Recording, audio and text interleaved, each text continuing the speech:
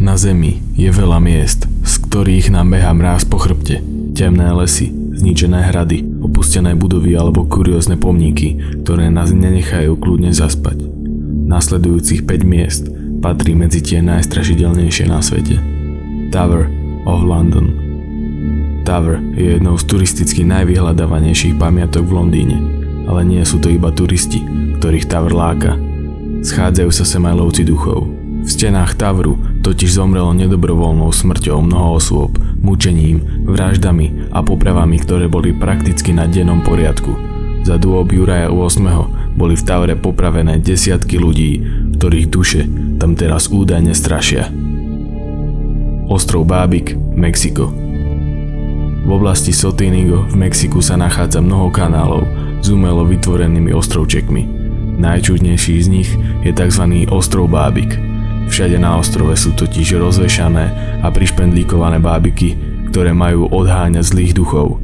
Autorom tohoto absurdného pomníku je Julian Santa Barrera, ktorý bábiky a ich časti nachádzal medzi odpadkami. Na ostrove ich rozmiestňoval od doby, keď našiel nedaleko kanála telo mŕtvého dievčatka.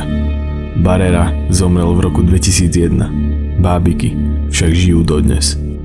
Sanatórium Waverly Hills, Kentucky. Sanatórium bolo otvorené v roku 1910 ako štandardná nemocnica. V sanatórium sa budova zmenila po prepuknutí epidémie tuberkulózy. Počas doby jeho fungovania v ňom zomrelo mnoho pacientov a 2 zošetrovateľiek si vzali život. Budova sanatória je považovaná za jedno z najstrašidelnejších miest Spojených štátov. Je známa zjaveniami, blikajúcimi svetlami, tieňmi a záhadnými zvukmi. Pripjať, Ukrajina. Ukrajinské mesto duchov, svedok jednej z najväčších a najhorších katastrof, aké nás kedy zasiahli.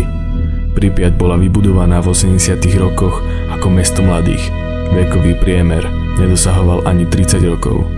Bývali tu rodiny zamestnancov jadrovej elektrárne v Černobyle. Podľa posledného sčítania ľudí v Pripjati bývalo 47 500 ľudí z 25 národností. Po atomovej havárii v roku 1986 prebehla evakuácia obyvateľov a mesto bolo vyľudnené. Hromada ľudí zomrela na ochorenie zo žiarenia a mesto ostalo v stave, ako ho vtedy jeho obyvatelia opustili. Po zemi sa váľajú detské hračky, na šňúrach veje prádlo, v obchodoch je dodnes vystavený tovar. Dominantou Pripjati, ktorá sa pred očami mení v ruiny, je veľké, pochmurné ruské koleso. Hora krížov, Litva.